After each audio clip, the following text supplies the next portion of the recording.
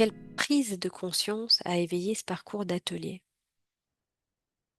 Moi, je dirais qu'en fait, il existe énormément de ressources, plus que ce que j'imaginais. Mm.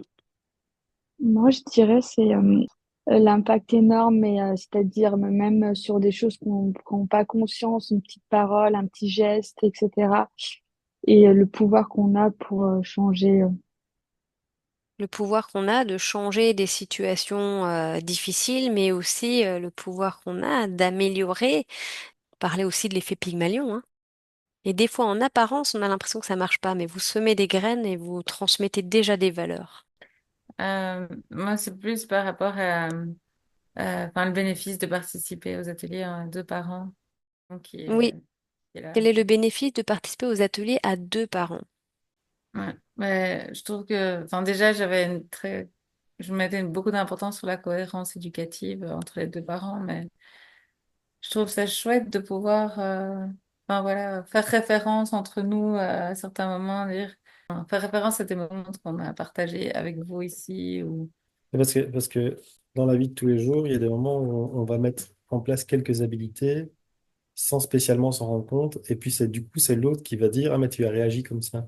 Tout à fait, ça permet une certaine connivence et une cohérence dans le couple. D'ailleurs, je vais vous rappeler les attentes que j'avais notées à notre première rencontre. Et je commence par les vôtres parce que vous êtes en train de parler de cohérence. Vos attentes, c'était d'être sur la même longueur d'onde dans la gestion des relations. Donc, je vous laisse repartir aussi et méditer un petit peu avec ces attentes et le bénéfice que vous êtes en train d'en tirer. Pour toi, tes attentes concernaient la volonté d'améliorer ta communication et la reconnaissance des émotions vers une communication plus souple et plus sereine. Et tu parlais de faire face à nos difficultés de contrôle, le manque de patience dans la relation, et aussi comment gérer un caractère difficile à apprivoiser. Quelle a été la prise de conscience qui a éveillé ce parcours d'atelier? Hmm. Je dirais peut-être de plus parler de mes propres émotions et de mes propres attentes.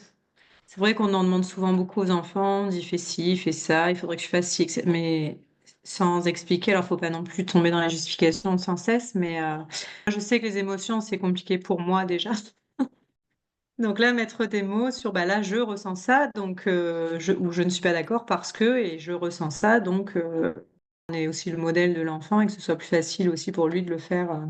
Si on a envie qu'il change sa manière de faire, exactement, hein, ce que je suis et ce que je fais est égal à ce que j'enseigne. J'aime bien cette formule. On peut effectivement y donner sens de cette manière-là. Et je dirais aussi trouver des alternatives aux punitions, parce que c'est vrai que c'est pas évident en tant que parent de. Ben, on me dit oui, il faut éviter de punir l'enfant, mais très bien, qu'est-ce que je fais alors? C'est vrai qu'il a dépassé Enfin, Oui, il me pousse à bout, il dépasse le cadre, qu'est-ce qu'on propose alors? Donc c'est vrai que ça ouvre pas mal d'autres pistes de réflexion de ce côté-là, en fait. exactement. Et des pistes de réflexion pour donner du sens en fait aux conséquences qu'on va amener à des comportements qui ne sont pas, qui ne sont pas ceux attendus. Et ça leur permet aussi à apprendre à gérer les conflits de manière respectueuse et réfléchie.